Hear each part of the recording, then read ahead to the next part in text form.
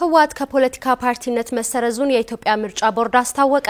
ህዝባዊ ወያኔ ሓርነት ትግራይ ህወሓት በአመጽ ድርጊት መሳተፉን ምክንያት አድርጎ በአዋጅ ቁጥር 1162/2011 አንቀጽ 98 መሰረት ከፖለቲካ ፓርቲነት መሰረዙ ይታወሳል። ሆኖም የፕሪቶሪያውን ስምምነት ተከትሎ የህወሓት ህጋዊ ሰውነት እንዲሰረዝ የተላለፈው ውሳኔ እንዲነሳ ቦርዱ ሚያዝያ 13 እና 28 2015 ጠይቋል።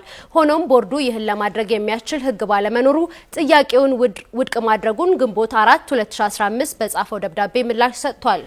የኢትዮጵያ ምርጫ ቦርድ በተሻሻለው አዋጅ ቁጥር 1332/2016 መሰረት ህወሓት በልዩ ሁኔታ ፓርቲ ሆኖ ለመመዝገብ መቅረብ የሚገባቸውን ሰነዶች በማያያዝ ባቀረበው ጥያቄ እንዲሁም ህወሓትን አስመልክቶ የፍትህ ሚኒስተር በህግ በተሰጠው ስልጣን መሰረት ሰኔ 17 2016 በጻፈው ደብዳቤ መነሻ ህጋዊ ሰውነት የሚገኝበትን ህግ መሰረት በማድረግ ቦርዱ በማሻሻያ አዋጁ ለፓርቲው በልዩ ሁኔታ ህጋዊ ሰውነት ማረጋገጫን ሰጥቶታል። በዚህ መሰረት ህወሓት በአዋጅ ቁጥር 1332/2016 በወጣው መመሪያና ቦርዱን ምዝገባውን ተከትሎ የሰጠውን ትዕዛዝ ባለማክበሩ ቦርዱ በተለያየ ጊዜ ማሳሰቢያ ቢሰጥም ፓርቲው ግን በህግ የተጣለበትን ግዴታ አልፈጸመም። ህወሓት በአዋጁ መሰረት የፓርቲውን ህጋዊነት የሚያረጋግጠውንና ፓርቲው በወቅቱ አምኖበትና ተስማምቶበት ከቦርዱ የተቀበለውን የህጋዊ ሰውነት ማረጋገጫ አላውቅም፣ ህጋዊ ሰውነቴን በዚህ ሰነድ አላረጋግጥም በማለት ህግንና መመሪያን ለማክበር ፈቃደኛ ሳይሆን ቀርቷል።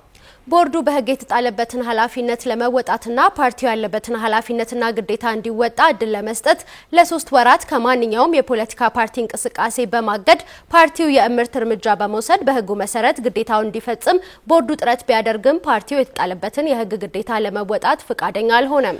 በመሆኑም የካቲት 5 ቀን 2017 በተጻፈ ደብዳቤ ፓርቲው በ3 ወር ግድ ጊዜ የእርምት እርምጃ ሳይወስድ ቢቀር ቦርዱ የተለየ አካሄድ ሳይከተል የፓርቲውን መመዝገብ እንዲሰርዝ በወሰነው መሰረት ፓርቲው የእርምት እርምጃ ባለመውሰዱ ቦርዱ ግንቦት 5 ቀን 2017 ዓ.ም ባደረገው ስብሰባ ፓርቲው ከግንቦት 5 ቀን 2017 ዓ.ም ጀምሮ ከፖለቲካ ፓርቲነት የተሰረዘ መሆኑን አሳውቋል።